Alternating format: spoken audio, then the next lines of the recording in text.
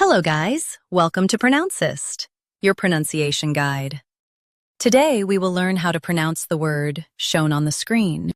Benevolently. Both US and UK have the same pronunciation of this word. Stress nev. Keep b soft and lunt smooth. Benevolently. Benevolently. Stress nev. Keep b soft and lunt smooth. Benevolently. Now read the syllables shown on the screen naturally. Benevolently. Stress nev.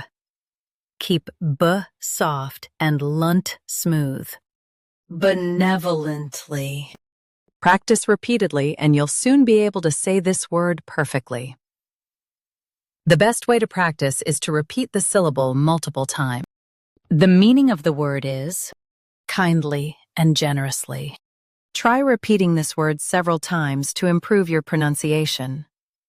We post daily videos on useful and commonly mispronounced words to help you speak clearly and confidently.